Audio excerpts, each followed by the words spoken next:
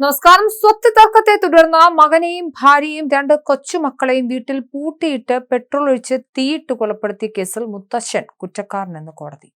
Thodupuzha Muttom 1-ാം additional sessions കോടതിയാണ് വിധി പറഞ്ഞത്. പ്രതി ചീനിക്കുഴി സ്വദേശി ഹമീദിന്റെ ശിക്ഷ ഈ മാസം 30-ന് വിധിക്കും. 2022 മാർച്ച് 19-ന് പുലർച്ചെയാണ് നാടിനെ നടുക്കിയ സംഭവം നടന്നത്. തൊടുപുഴ ഉടുമ്പന്നൂർ ചീനിക്കുഴിയിൽ ഉറങ്ങിക്കിടക്കുകയായിരുന്ന മകൻ മുഹമ്മദ് ഫൈസൽ, ഭാര്യ ഷീബ, മക്കളായ മെഹറിൻ, അസ്ന എന്നിവരെയാണ് സ്വന്തം പിതാവും മുത്തശ്ശനുമായ ഹമീദ് അതിക്രൂരമായി കൊലപ്പെടുത്തിയത്. സ്വത്തുതർക്കമാണ് കൊലപാതകങ്ങൾക്ക് പിന്നിലെന്ന് പോലീസ് കണ്ടെത്തിയിരുന്നു. ഉറങ്ങിക്കിടക്കുകയായിരുന്നവരെ ജനൽ വഴി പെട്രോൾ ഒഴിച്ച് തീയിട്ട് കൊലപ്പെടുത്തുകയായിരുന്നു.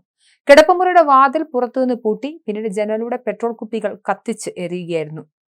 അർദ്ധരാത്രി ഫൈസലും ഭാര്യയും മക്കളും ഉറങ്ങിയെന്ന് ഉറപ്പാക്കിയ ശേഷം വീട്ടിലെ വാട്ടർ ടാങ്കിലെ വെള്ളം മുഴുവൻ ഒഴുക്കിയും വിട്ടു. സമീപ വീട്ടിലേക്ക് വെള്ളമെടുക്കുന്ന മോട്ടോറിന്റെ വൈദ്യുതിയും വിച്ഛേദിച്ചു. തുടർന്ന് കിടപ്പുമുറിയുടെ വാതിൽ പുറത്തുനിന്ന് പൂട്ടിയ ശേഷം പുറത്തെത്തി 2 പെട്രോൾ കുപ്പികൾ തീ കൊളുത്തി ജനൽ വഴി അകത്തേക്കെറിഞ്ഞു. തീ ആളിക്കത്തിയതോടെ നിലവിളിച്ചെഴുന്നേറ്റ ഫൈസലും കുടുംബവും മുറിയോട് ചേർന്ന ശുചിമുറിയിൽ കയറി തീ കെടുത്താൻ ശ്രമിച്ചെങ്കിലും വെള്ളം ഉണ്ടായിരുന്നില്ല. അയൽവാസികൾ എത്തിയെങ്കിലും പ്രതിയെ പിന്തിരിപ്പിക്കാനോ അകത്തേക്ക് കടക്കാനോ കഴിഞ്ഞില്ല. പ്രതിയെ പോലീസ് സംഭവ ദിവസം തന്നെ അറസ്റ്റ് ചെയ്തിരുന്നു. നിർണായക സാക്ഷിമൊഴികളും സാഹചര്യ തെളിവുകളും പ്രതി കുറ്റം സമ്മതിച്ചതും കേസിൽ നിർണായകമായി. പ്രോസിക്യൂഷന് വേണ്ടി special public prosecutor advocate M Sunil Maheshwaran Pillai ഹാജരായി. പ്രോസിക്യൂഷൻ 71 സാക്ഷികളെ വിസ്തരിക്കുകയും 139 രേഖകൾ ഹാജരാക്കുകയും ചെയ്തു. പ്രതിഭാഗം 3 സാക്ഷികളെ വിസ്തരിച്ചു.